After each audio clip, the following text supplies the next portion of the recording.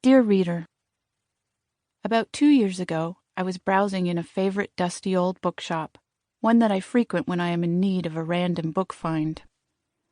On this particular day, I found myself in the poetry section and picked up a worn hardback copy of Leaves of Grass by Walt Whitman. As I began to flip through the pages, I noticed some handwriting in the book. On the inside cover was written, "W.W. will show you the way." On the title page was scribbled, "Solvitur ambulando," and underneath that, the Wander Society with a small thunderbolt symbol. Fanning through the pages, I found some underlined passages and several more interesting-looking symbols in the margins.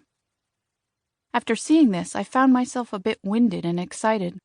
It seemed that this particular volume had its own mystery embedded in its pages. What was the Wander Society? What did the random phrase mean? I wanted to find out more. I carried the book up to the register and excitedly paid the clerk the $15. I left hurriedly, feeling like I had just received a secret message from the universe, determined to find out as much as I could about the Wander Society. I started with a Google search and uncovered a website for the Wander Society. I hoped it would provide a clue into the group's reason for being.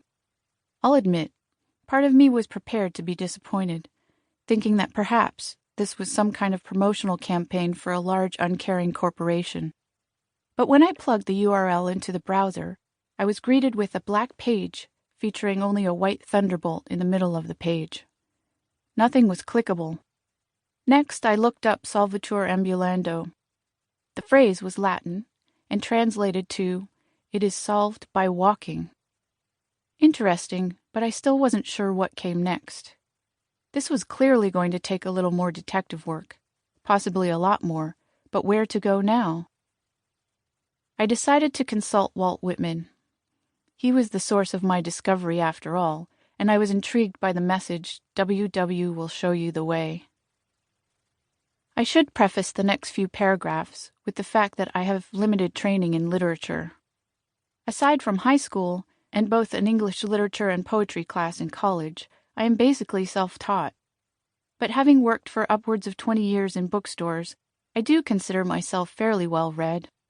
In my 20s and 30s, I devoured as much classical literature as I could, determined to uncover the keys to existence in the classics of philosophy, Eastern religions, comparative mythology, postmodern theory, cultural theory, and more. In a period that I referred to as my research, I dove headfirst into works by Socrates, Spinoza, Baudrillard, Benjamin, Barthes, Certeau, Debord, Derrida, Foucault, Eco, Emerson, Husserl, Nietzsche, Sartre, Thoreau, Watts, Steinbeck, Kerouac, Campbell, and Capra, just to name a few. However, despite all of my reading during that time, I am sad to say I never sat down with Whitman. I had read about him in the poetry class and had been exposed to a couple of his most popular poems. But the rest of his work somehow eluded my gaze. When I think about it now, his absence during this time seems strange. He definitely frequents a lot of the same circles of literature I was dipping into. But I believe that the right books come to you at a time when you are ready to read them, and I've come to think that I wasn't ready for Whitman. Yet.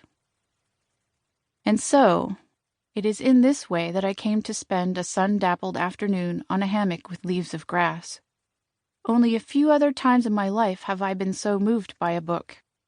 Marquez's Love in the Time of Cholera, Kerouac's The Dharma Bums, Campbell's The Hero with 1,000 Faces, Steinbeck's The Grapes of Wrath, and a few others left me with a feeling that my heart had just expanded a couple of sizes. Somehow, these books sit in your body and leave it altered in a way that is ineffable. But reading Walt took that experience further. It was, in many ways, a physical experience. My chest ached, my breath quickened, and my face flushed. But it was also like the act of reading it was literally causing my soul to open. The best way I can describe first reading Whitman is that it was similar to the sensation of falling in love with someone. You inhabit the world with a giddiness and a joy, as if just existing in the world makes you feel like you are going to explode. Even now, writing this feels inadequate, the words cliched. Reading Walt Whitman woke up a part of me that wants to run and yell and punch things. It's a feeling similar to when I am working on a creative project and a new idea comes in, and I know I am fully alive and awake and ready to take over the world. I felt like Walt was speaking directly to me in such a close, intimate way, sharing all of his secrets, giving me access to another plane of consciousness, one that I had only scratched the surface of in all of my research. As I moved through Leaves of Grass, I noticed the following passage was underlined. I depart as air. I shake my white locks at the runaway sun. I effuse my flesh in eddies and drift it in lacy jags. I bequeath myself to the dirt to grow from the grass I love.